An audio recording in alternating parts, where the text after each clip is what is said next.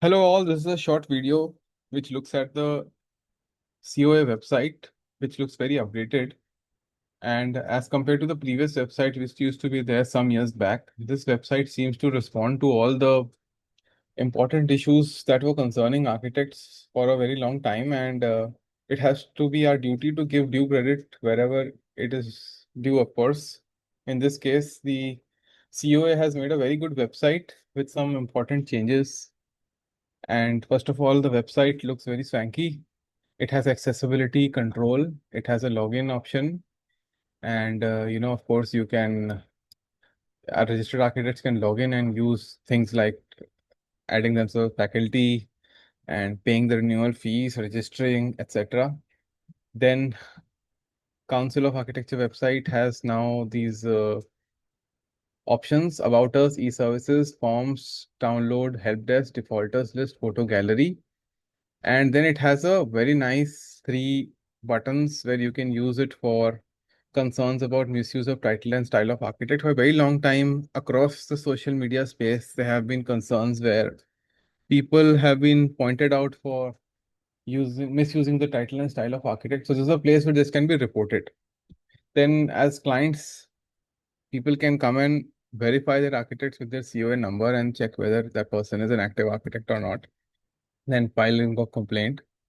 Then you can see the subsections such as professional documents, acts and regulations, info of architects and registrants, info for general public, architectural institutions, students, NATA, TRC or Training and Research Center, manual of architectural practice, professional documents, and then of course latest notifications, interventions for architects, latest judgments, and events conducted by COA, TRC, and TRC Bhopal. Then of course there's this nice section where it talks about council meetings, policies, advisory guidelines, annual reports, MOUs, COA social publication, employment opportunities, the films of architectural awareness, then welfare schemes where there are insurances, etc., which have been included, and some design competitions which have been released here, of course.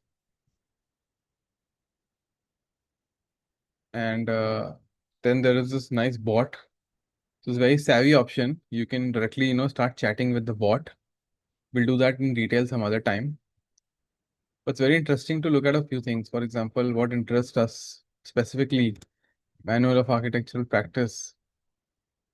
You know, this is like a for COA professional practice. You can have a look at this, but basically you can also look at other documents which are available. For example, acts and regulations. These are the acts and regulations under which we are governed as architects, especially with respect to professional conduct, COA regulations, rules, career advancement schemes, COA minimum standards. Everything is there in one place. And if you go back, you can look at some important things like professional documents. This is apart from that acts and regulations. These are about,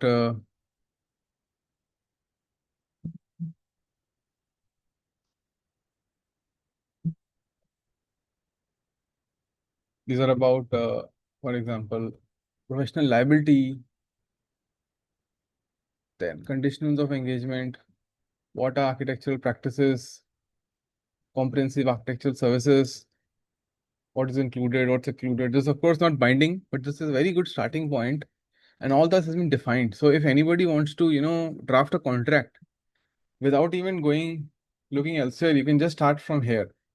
You can see what has to be included in the draft in the contract, and you can, for example, see what has to be there, what has to be included, what has to be included, what are the different stages in which you can ask for payment.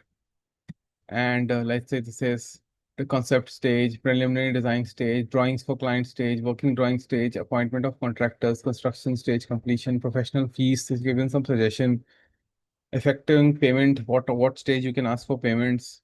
So it's an absolute guidebook as to what all needs to be included in the contract to start with. Then arbitration, interpretation, termination of agreement. It also has a exit clause. It's very interesting. Then if you go back, you look at, you know, other small initiatives. Competitions, very important. I recently saw that one of the competitions, the number of entries were less and they had to, end the competition. I'm wondering what's the issue. I mean, uh, are there less takers for competitions, or people not interested, people not aware that there's such an option for students and for practicing architects?